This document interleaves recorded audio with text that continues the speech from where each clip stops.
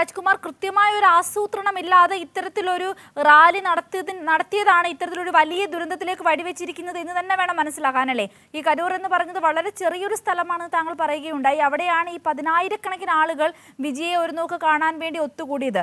ഇത് ഈ ഒരു സംഘാടകരുടെ ആസൂത്രണമില്ലായ്മയായിട്ട് തന്നെ വേണം നമുക്ക് കാണുവാനല്ലേ?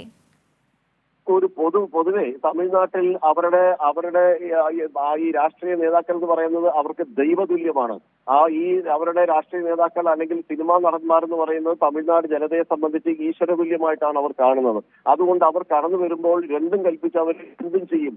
പലപ്പോഴും നമ്മൾ കണ്ടിട്ടുണ്ട് രാഷ്ട്രീയ നേതാക്കൾ മരിക്കുന്ന സമയത്ത് അവർ ആത്മഹൂതി ചെയ്യുന്നത്, മണ്ണെണ്ണ ശരീരം കത്തിക്കുന്നത്. ഇത് തമിഴ്നാടിനെ സംബന്ധിച്ചൊരു പുതിയ സംഭവമൊന്നുമല്ല. പക്ഷെ ഈ തിക്കും തിരക്കും ഇങ്ങനെ ഈ കൂട്ടുന്നതിനൊപ്പം ഇത് നടൻ വിജയെ പോലുള്ള പല രാഷ്ട്രീയങ്ങളെയും കുറ്റം പറഞ്ഞ് അദ്ദേഹം വരുമ്പോൾ സ്വാഭാവികമായി അദ്ദേഹം സംഘടിപ്പിക്കുന്ന ഇതുപോലുള്ള സ്ഥലങ്ങളൊക്കെ ജനങ്ങൾ അങ്ങനെ ഒരു പ്രതിസന്ധിയിലേക്ക് പോകാതെ അവർക്ക് സുരക്ഷിതമായി അത് കാണാനും അവരുമായി സംവദിക്കുന്നതിനുള്ള ഒരു അവസരം അദ്ദേഹം ഒരുക്കിയില്ല എന്നുള്ള ഒരു ആക്ഷേപമാണ് ഇപ്പോൾ എല്ലാവരും ഉയരുന്നത്. പക്ഷെ ഇങ്ങനെ ഈ ഒരു ഘട്ടത്തിൽ ഇത് പറയേണ്ടതല്ല. പക്ഷെ ആ ആസൂത്രണമില്ലായ്മയാണ് ഇങ്ങനെ ഒരു മഹാവിപത്തിലേക്ക് ഇത് കൊണ്ട് എത്തിച്ചത്. തമിഴ്നാട് ഈ അടുത്തിടെ കണ്ട സാധാരണ ശിവകാശിയിൽ എല്ലാ സമയങ്ങളിലും ഈ അവിടുത്തെ ഫാക്ടറികളിലെ പടക്ക നിർമ്മാണശാലകളിലെ സ്ഫോടനത്തിൽ 20, 30, 40 പേർ മരിച്ച സംഭവങ്ങൾ ധാരാളം. തമിഴ്നാട് അതുകൊണ്ട് ഇത് ആദ്യ സംഭവമല്ല. പക്ഷേ ഒരു തിക്കിലും തിരക്കിലും പെട്ട് ഒരു നടനെ കാണാൻ അല്ലെങ്കിൽ അവരുടെ നേതാവിനെ കാണാൻ പെട്ട് ഇതുപോലൊരു ദുരന്തം നടക്കുന്നത് തമിഴ്നാടിന്റെ ചരിത്രത്തിൽ ഇത്രയും വലിയ ഒരു മരണസംഖ്യ ഉയരുന്നതും ഇത് ആദ്യ സംഭവമായിട്ടാണ് ഇപ്പോൾ അത് വിലയിരുത്തുന്നത്. നിലവിൽ ആരോഗ്യവകുപ്പ് മന്ത്രി അവിടെ എത്തിച്ചേർന്നിട്ടുണ്ട്.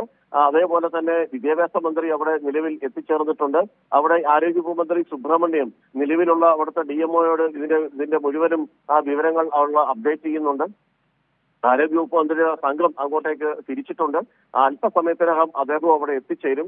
ഇതിന്റെ ഈ നിലവിൽ ഉള്ള രക്ഷാപ്രവർത്തനങ്ങൾ ഇപ്പോഴും ആരെങ്കിലും അവിടെ അപകടത്തിൽ പെട്ടിട്ടുണ്ടോ, അവർക്ക് അത്യാവശ്യമായ എന്തെങ്കിലും ചികിത്സകൾ വേണോ, ആരെങ്കിലും വീടുകളിലേക്ക് പേടിച്ച് ഭയന്ന് ഓടിപ്പോയിട്ടുണ്ടോ, അവരുടെ ആരോഗ്യനില സംബന്ധിച്ച് ഇതെല്ലാം ഇപ്പോൾ ഒരു ആശങ്കയായി നിലകൊള്ളുകയാണ്. അതായത് നമുക്ക് ഈ ഒരു വരും നിമിഷങ്ങളിൽ ഈ മരണസംഖ്യ ഉയരുവാനുള്ള സാധ്യത വളരെ വലുതാണ് അല്ലേ? ഇപ്പോഴുള്ള അതായത് നിരവധി പേർ ഇപ്പോൾ ജീവന് വേണ്ടി പോരാടുകയാണ്. ഒരു കരൂർ പോലുള്ള ഒരു ആശുപത്രിയിൽ ഇത്രയും ആളുകൾ എത്തിയാൽ അവിടെ ഒരു ചികിത്സ ലഭ്യമാക്കാനുള്ള അടിസ്ഥാന സൗകര്യം എന്തായാലും കാണില്ല. അതിന് അവിടുത്തെ സ്വകാര്യ ആശുപത്രികളെയും ആശ്രയിക്കേണ്ടി വരും. പലരെയും പല സ്ഥലങ്ങളിലേക്കാണ് എടുത്തുകൊണ്ട് ചിന്നിച്ചെതറി നിന്ന ആ ജനക്കൂട്ടത്തെ പലരും ഭയപ്പാടോടുകൂടി നിലവിളിച്ച് പ്രാണരക്ഷാർത്ഥം ഓടിയപ്പോൾ പലരും പല വഴിക്ക് പോയിട്ടുണ്ട്. ഗവൺമെന്റിനെ സംബന്ധിച്ച് നിലവിൽ ഇത്രയും ആളുകൾ പോലീസിൽ നിന്നുള്ള വിവരങ്ങൾ അനുസരിച്ച് ഈ 31 പേരെന്നുള്ള ഒരു വിവരമാണ് ഏറ്റവും ഒടുവിൽ വരുന്നത്. പക്ഷേ ഇനിയും പല ആശുപത്രികളിലേക്ക് പോയവരെ സംബന്ധിച്ചുള്ള വിവരങ്ങൾ ലഭ്യമായിട്ടില്ല. ഇനി അതുകൂടി കിട്ടുമ്പോൾ മരണസംഖ്യ ഉയരും. നിലവിൽ പലരും ICUവിൽ അവിടെ ഉള്ള വെന്റിലേറ്റർ ഉൾപ്പെടെയുള്ള ആളുകളെ പ്രവേശിപ്പിച്ചിട്ടുണ്ട്. എല്ലാവർക്കും തലയിലും ഹൃദയഭാഗത്തും അതുപോലെ വൃക്കയുടെ ഭാഗത്തുമാണ് ഇതിന്റെ ചവിട്ടേറ്റിട്ടുള്ളത്. ആ ചവിട്ടി നിന്നാണ്, അവിടെയാണ് ഏറ്റവും സങ്കടകരമായ കാര്യം. അവരുടെ നേതാവിനെ വളരെ ആവേശത്തോടുകൂടി കാണുന്നത് മനുഷ്യരുടെ മുകളിൽ ചവിട്ടി നിന്നുകൊണ്ടാണ് എന്നുള്ളതാണ് ഇതിൽ ഏറ്റവും ശ്രദ്ധേയമായ കാര്യം. താഴെ റോഡാണോ അതോ എന്തിനാണ് ചവിട്ടി നിൽക്കുന്നതെന്ന് പോലും ശ്രദ്ധിക്കാതെ ആളുകൾ പരക്കം പാഞ്ഞു. ആവേശത്തോടുകൂടി നടൻ വിജയ് അതിനൊപ്പം ആവേശത്തോടെ മുന്നോട്ട് പോയി. അത് ഈ കൂടെയുള്ള ബൗൺസർമാർ അല്ലെങ്കിൽ അത് കണ്ടിരിക്കാനുള്ള സാധ്യതയുണ്ട്. പക്ഷെ ആരും തടയാനുണ്ടായില്ല, ഇവരെ നിയന്ത്രിക്കാൻ ആരും ഉണ്ടായില്ല.